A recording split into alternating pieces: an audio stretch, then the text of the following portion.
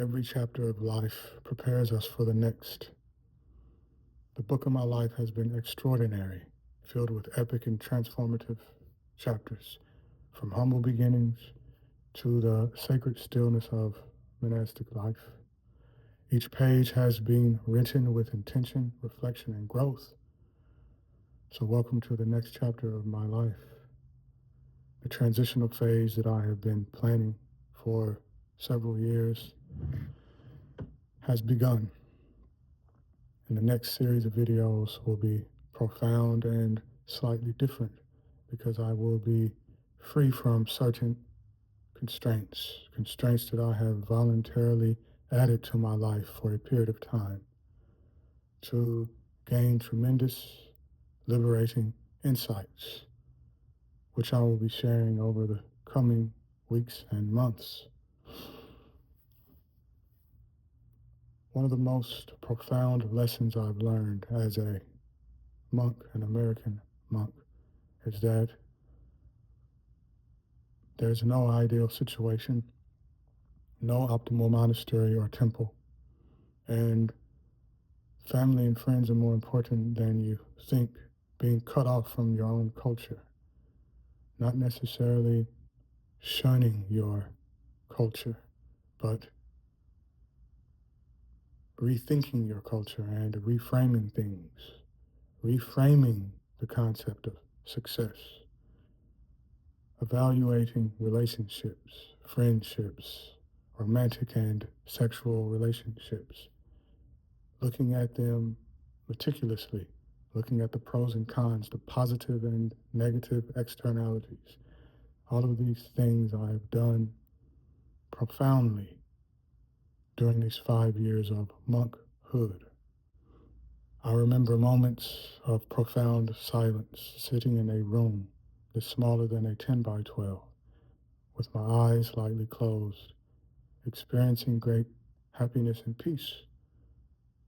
But I also realized that I did not have to have the monk form, nor did I have to be in a temple or a monastery to experience that. Yet, I needed to experience what I experienced in order to have the insights that I have now that I can share and will continue to share with all of you. One monk told me not too long after I put on robes, he said, quote, "When the shoes no longer fit, take them off," or something along those lines. And that's true. I value authenticity and integrity, and this lifestyle has allowed me to really understand authenticity and integrity. I will never lose that. Coming home, coming full circle, a full circle journey. Lessons from 5 years as a monk. 5 years ago, I chose the path of a monk. Soon I return home, not leaving the life that I've lived behind, but carrying it forward, carrying what is necessary forward, and abandoning aspects of this lifestyle which are no longer suitable, which no longer allow me to be authentic and to live in harmony with integrity. And I will explain as I feel inspired to do so exactly what that means and what that entails. But for you, the viewer, my subscriber, and I deeply appreciate all of you, that means you'll learn things that perhaps you won't learn from any other monk in the world, especially not from another relatively young Western American born monk. I won't be identified with labels. I told a friend earlier today when we conversed that the best way to describe who I am, what I affirm, what I value is I am. That beautiful teaching from Nisargadatta Maharaj, I am. The short version of I am that, I am. I am. There is awareness. I am here as this infinite space of salience, of qualia, of sentience, of bare awareness, of clear comprehension. Success is realizing this and maintaining this at all times eventually. But for most of us, that means forgetting, remembering, and so on.